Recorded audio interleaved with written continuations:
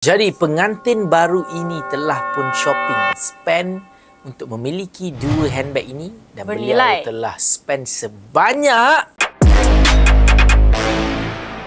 Hari ni kita nak spot bag newlyweds kita, iaitu Ika Farhana.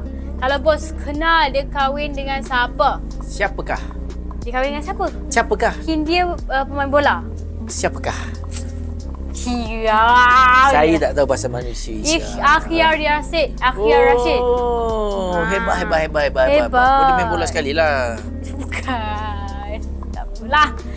Jomlah kita spot bab pertama. Apa main bola sekali pula? Dia perempuan yang tu lelaki. Kita. Kenapa kita nak main bola dengan dia? Saya. So, korang kalau nak shopping ataupun jual handbag dan juga Rolex, DM kita sekarang. Bye. Kenapa bos nak main bola dengan dia? Apa salahnya? Bos tak hati main bola. Saya ni kalau shoot bola tu, pergi jauh. Tak, bos hati shoot konten je. Okey. Ini adalah LV Side Trunk. Betul. In order untuk memiliki bag ni, kita kena keluarkan duit dan spend sebanyak RM20,000 sahaja.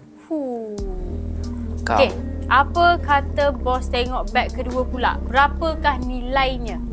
What is this? Yes. Ini adalah Chanel Vanity Pearl Crush. Pearl Crush ni adalah you boleh adjust, you punya strap tu naik atas bawah.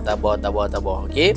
So itu adalah Pearl Crushing. Okay. Harga bag Pearl Crushing ni tidaklah begitu mahal. Harga di dalam RM21,500 sahaja. So total nilaiannya.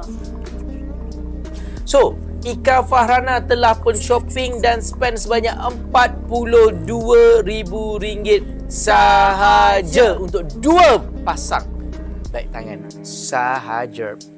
Wow, West. Benda ni biasa je untuk level-level macam kita orang. Jom shopping dan jual melalui Icon Lux. Jimat sehingga 70%, installment serendah RM5 sehari. Jual dan konsign item anda dengan kami. Cepat, DM kita sekarang.